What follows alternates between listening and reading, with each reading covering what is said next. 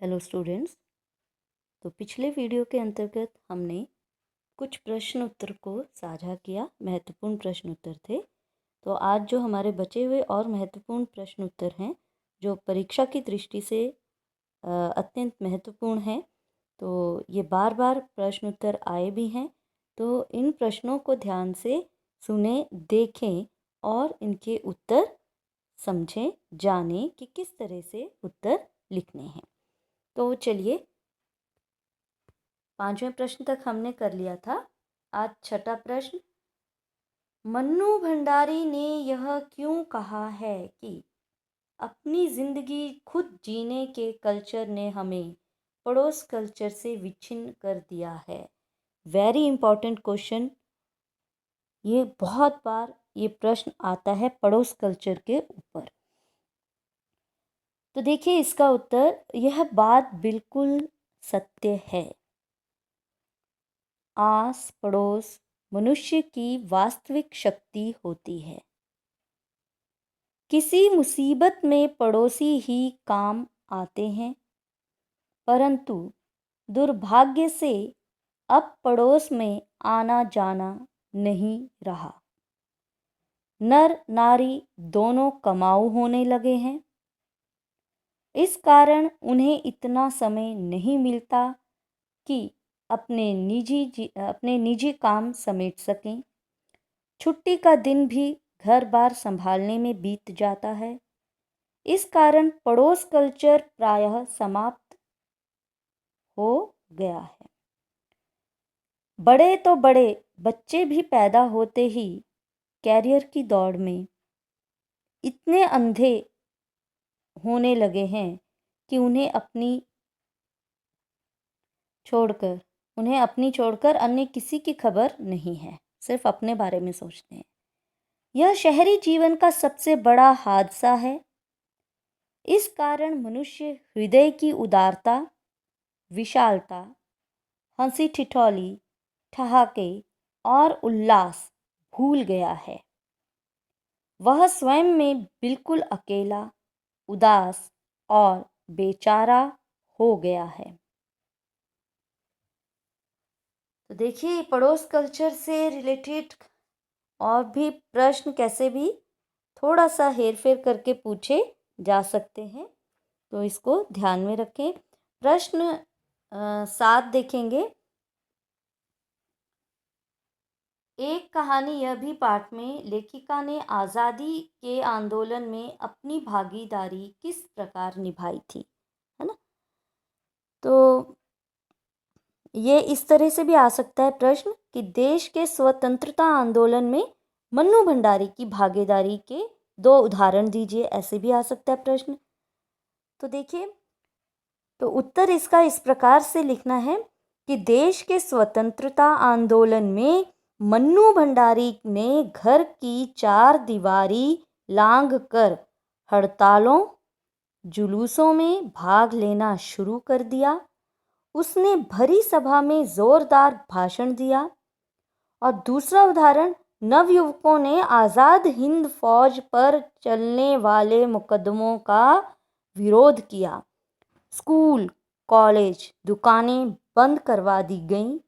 उस आंदोलन में मन्नू भंडारी ने बढ़ चढ़कर भाग लिया। ठीक है, तो ये आपने ध्यान रखना है। एक कारण जो पिताजी जो नहीं चाहते थे वो उसने किया।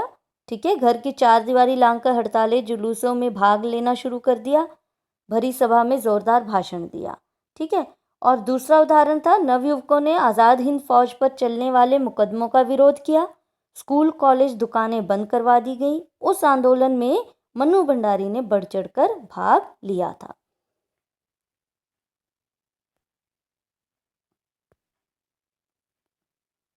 चलिए अगला प्रश्न देखें।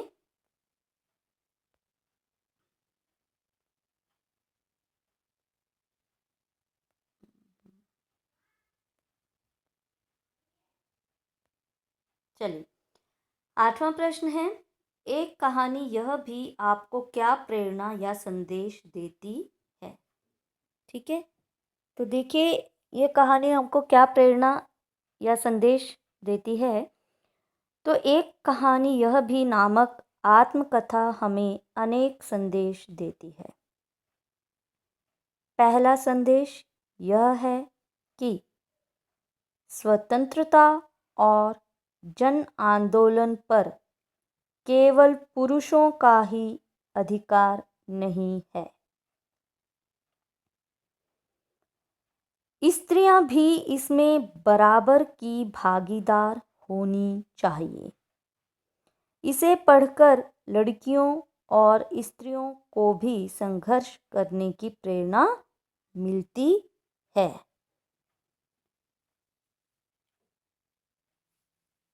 प्रश्न 9वां, लेखिका की माँ लेखिका के लिए आदर्श क्यों न बन सकी? अच्छा, ये प्रश्न आए तो आप क्या लिखेंगे? देखिए, लेखिका की माँ बहुत ही धैर्यशाली और सहनशील थी। वे अपने पति के हर आदेश को मौन भाव से पूरा करती थी। वे बच्चों की उचित अनुचित इच्छा को पूरा करना भी अपना धर्म मानती थी। उन्होंने सबको जीवन भर दिया ही दिया, इसलिए घर के सभी सदस्य उनसे गहरा लगाव रखते थे। परंतु उनके व्यक्तित्व की 2 कमजोरियां भी थीं। पहली, वे अनपढ़ थीं। दूसरी, वे निरीह, बेचारी और व्यक्तित्व विहीन थीं।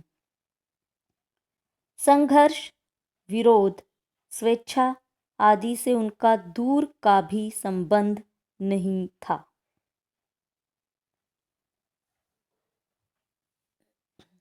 प्रश्न 10, अंबालाल ने लेखिका की किस प्रकार सहायता की? तो डॉक्टर अंबालाल याद होगा, हमने उस पर भी चर्चा की। ठीक है, तो देखिए, डॉक्टर अंबालाल लेखिका के पिता के गहरे मित्र थे। उन्होंने लेखिका का भाषण सुना था। वे उससे प्रभावित हुए थे, अतः उन्होंने लेखिका को शाबाशी दी। उसके भाषण की खूब प्रशंसा की और अंबालाल के मुख से प्रशंसा सुनकर लेखिका के पिता का क्रोध गायब हो गया। वे भी गर्व से फूल उठे। इस प्रकार लेखिका डांट खाने से बच गई। ठीक है। अच्छा, एक और प्रश्न अगर ये इस तरह से आए कि लेखिका का व्यक्तित्व घर में दबा क्यों रहा, है ना?